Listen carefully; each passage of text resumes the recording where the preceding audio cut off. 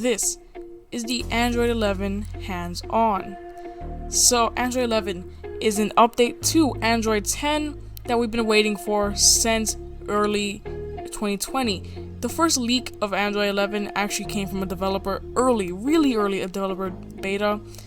And that beta saw bubbles, updates to the notification shade, and the quick settings. So there's a lot to cover in this hands-on. Once again, this is a hands-on, not a review. So after finding the Easter egg in Android 11 and booting it up, I'm not sure what to really think of it. Not yet. I haven't been using it for more than, I don't know, 20 minutes. And by the way, all this is live. This is not like 20 minutes after I've already tinkered with the OS. This is like right now. So I really don't know what to expect. So I'm so pumped to start really tinkering with this new version of the OS. So let's get started. So Android 10 brought in some new iPhone-esque, dare I say that, I'm choking on just saying that, dare I say that, iPhone-esque gestures. And I actually thought they were better than the iPhone's gestures, because it just felt so much more natural. But now we have reverted to a not brand new, but more of a refinement of the current gestures. So swipe up from the bar, not just swiping up from the bar. It must be an intentional act of swiping up from the bar to get to your most recent apps, as you can see. And then there's now a screenshot and a select tool. Select for selecting all the text inside the current pane of the app that's in focus. And then the screenshot for, of course, taking a screenshot. So this is a lot different from the little app tray that was at the bottom in Android 10. I'm gonna miss that. If this is it and there's no way to revert the change of that, I'm gonna be so sad. I really hope there's a way to change that, because this is not how I roll. So that's one thing. Now let's look at the quick action sensor. So everything seems fine, right? Except, why is that media control right there? That, my friends, is Android 11. So Android 11 now brings in a brand new version of the quick action quick action center. Quick actions, I don't really know. But here in the quick actions, there is a brand new media control where now I can have all my media controls right there. But I'm actually going to talk about that later, because right now, screen recording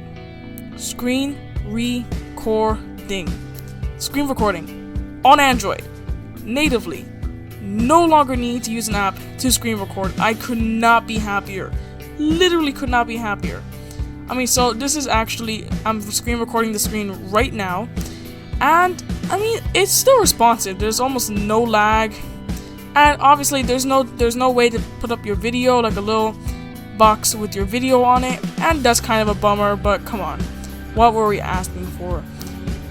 This is what I was asking for. So now whenever I want to show you an app or any other piece of software on my Android phone, you can now see the screen recording. And this is a screen recording, by the way. It's crazy. I mean, we've been asking for this for so long, and to finally get it, I couldn't be happier. So I'm so glad screen recording is finally here on Android.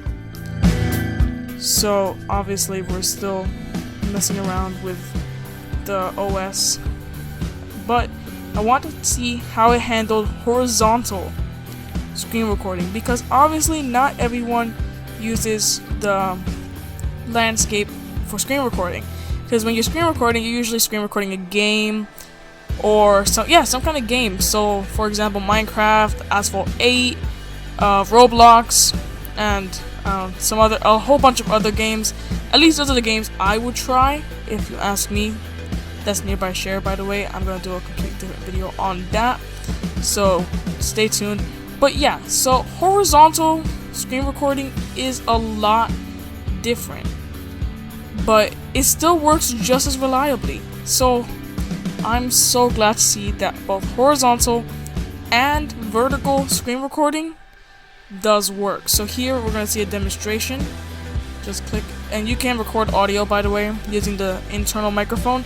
It's not like the Samsung Galaxy Note 20 Ultra's feature where you can actually plug in a USB-C microphone and use that. It uses, of course, the phone's internal microphones because that's what's inside the phone, but it does record your gaming sessions without that much lag. I mean, I'm not really seeing that much lag right now. Obviously, I'm not gonna sign into my Microsoft account in front of the camera, but Minecraft isn't that much of a demanding game. Let me just tell you that. It's 16-bit graphics. I mean, come on. It's not Roblox, for example. Roblox is a lot more demanding because it has a little bit better graphics. Please don't fight in the comments about this, but I mean, screen recording is just works. And if it didn't just work, then it wouldn't have any type of place. So I'm glad Google took their time, thought it out, and made a good, non-laggy screen recorder. And this definitely could replace different third-party apps such as Mobizen, which is what I was using before, but that put a big fat watermark on the screen. I did not like that. I'm glad it's here. So that was screen recording.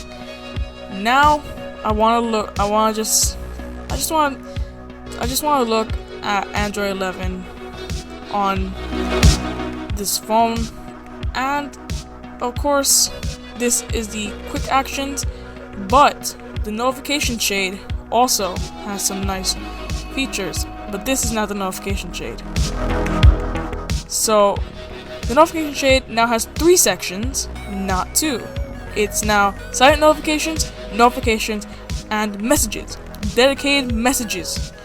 So you actually did see that when I was demoing the quick actions, so that's there too. But now I also want to look at the power menu. So when you hold down your power button, you can now get a power menu. So the power menu used to just be, restart, power off, emergency. But now it's Google Pay and all my smart home devices, which is basically the 10 or 5 or 1 Google Home Minis that I have around my house. And I don't actually have that big of a smart home, but if I wanted to add, I could add controls, edit controls, and do all that.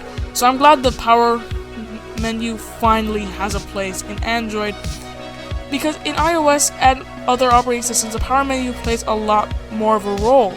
The power menu now gives you so many more options that you actually want to use it.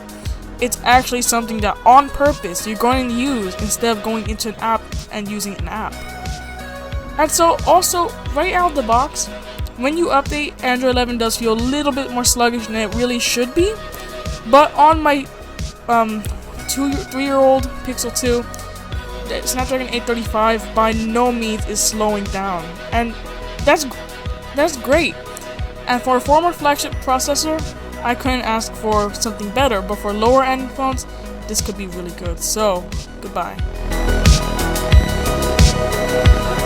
So this was the Android 11 hands-on. Please leave a like and subscribe if you want, and visit BenTechCode.blogspot.com for some more content. Until next time, and until the full review of Android 11. See you next time. This is BenTechCode. Sign off. Goodbye.